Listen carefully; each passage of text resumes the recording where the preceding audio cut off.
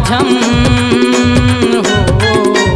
शंख मांदर झांझे बाजे झमाझम, नाचत थे संगी मितान।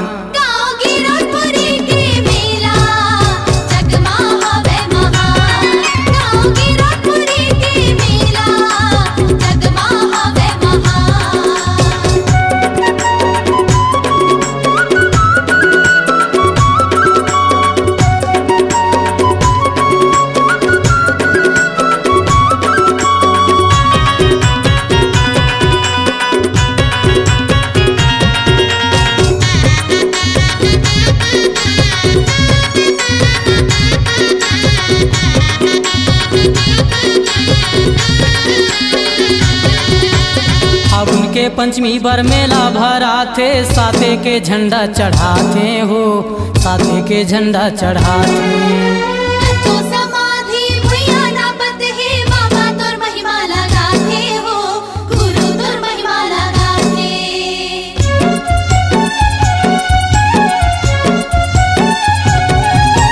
फागुन के पंचमी बर मेला भरा थे, साथे के झंडा चढ़ाते हो, साथे के झंडा चढ़ाते।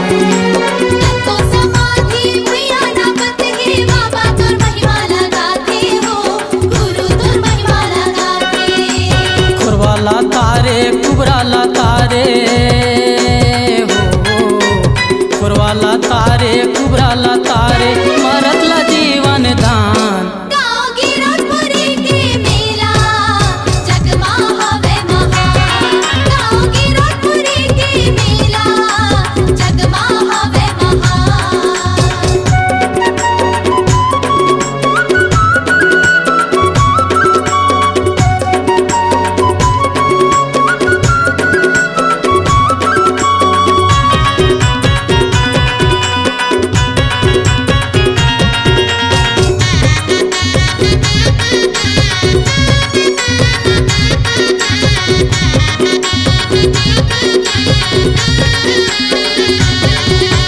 पहली जयंती भोरिंग मा होइस, नकुल ढिढ़ी हा मनाइस हो, नकुल ढिढ़ी हा मनाइस। 1935 18 दिसंबर जयंती नाम धराइस हो, जयंती नाम धराइस।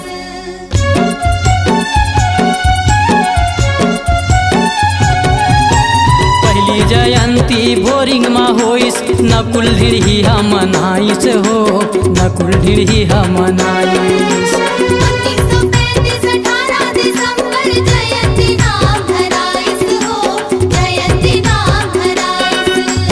जगह जगह पंथी भजन गावथे हो, जगह जगह पंथी भजन गावथे, नाचथे लइका सियान।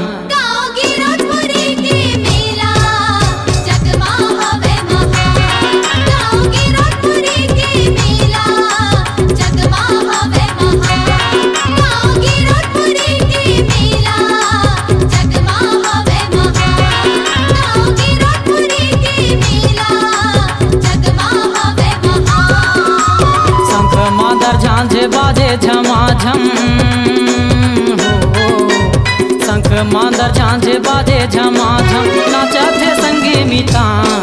गाँव गिरधपुरी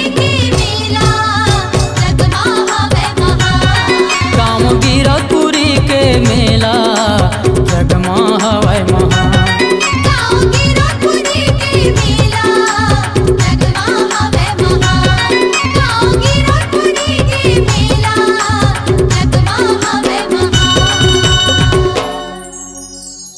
आपकी आवाज ही आपकी पहचान है। यदि आप अपनी आवाज को एक नया आयाम देना चाहते हैं तो चले आइए मल्टी ट्रैक डिजिटल रिकॉर्डिंग के लिए AVM audio video studio, Khamtarai, Raipur. Mobile number 9301523929 और 7869646201। यदि आप नए एवं पुराने गीत सुनना चाहते हैं तो avmgana.com में जाकर गाना फ्री डाउनलोड करें और YouTube चैनल में AVM गाना को सब्सक्राइब करें।